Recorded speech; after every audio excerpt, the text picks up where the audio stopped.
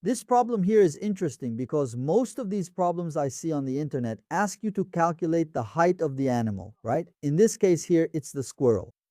In this one, I asked you to calculate the height of the man. I wanted you to pause and try to solve it on your own. I'll show you the solution step by step. Share your thoughts in the comments.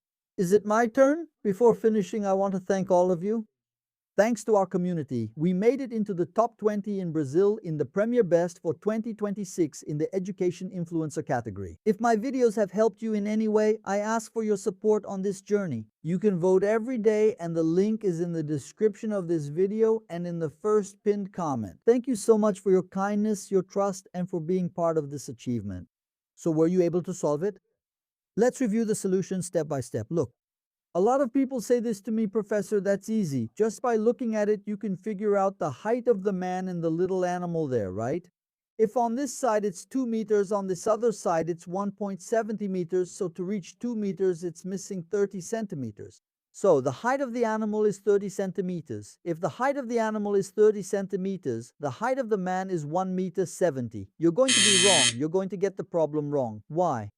See that on this side here, 1 meter 70 is the height from the man's head to his knee. So, if from the head to the knee is 1 meter 70, there's no way the full height of the man from foot to head can be 1 meter 70. So, whoever got 1 meter 70 there is wrong. Just look at the solution.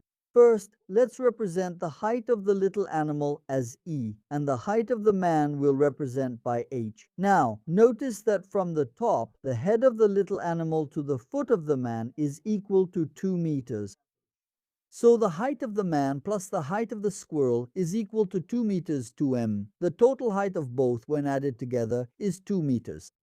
Now, pay attention here. Since we represented the height of the squirrel by E, I'll represent it here as well. The height of the squirrel is equal to E.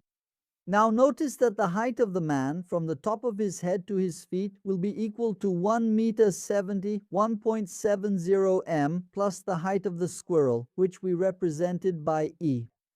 Putting this mathematically, it will be h, which is the height of the man, right, equals 1 meter 70, 1.70 m plus e, and moving 1.70 m to the other side, isolating e alone in the equation, it will be e equals h minus 1 meter 70, 1.70 m, okay?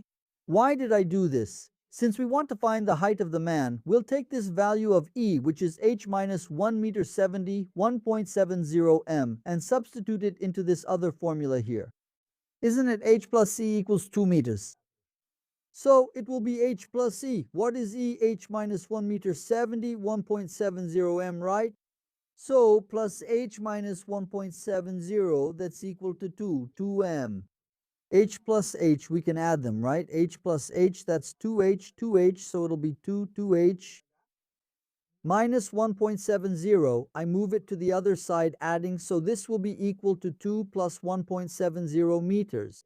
Here we can add, look, 2 plus 1.70 is equal to 3.70.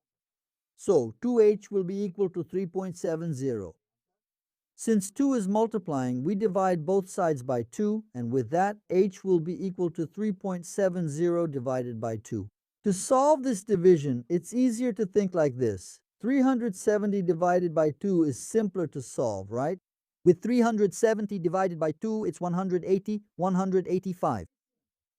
If 370 divided by 2 is 185, then 3.70 divided by 2 is equal to 1.85. So, what's the man's height? The man is 1 meter and 185 meters. Whoever got that got the question right. Now, if we want to find the height of the kilos, notice that the man's height plus the height of the kilos equals 2.2 meters. From 1 meter and 1.85 meters to 2.2 meters, how many centimeters are missing? There are 15 cm missing. You can't do it in your head. The height of the kilos is 15 cm. So, whoever found the man's height, 1.85 meters, and the height of the kilos, 15 cm, got the problem right. So, how did you solve it? Were you able to solve it in a different way than I did? Tell me in the comments. We've reached the end of another explanation. If you enjoyed it, please like the video to support Professor Robson Liers' channel, and subscribe if you haven't already. There are many lessons there that will help you when it's time for the test. Don't forget to share it on social media with your friends, all right? Big hug from Professor Robson Liers. Hope to see you next class.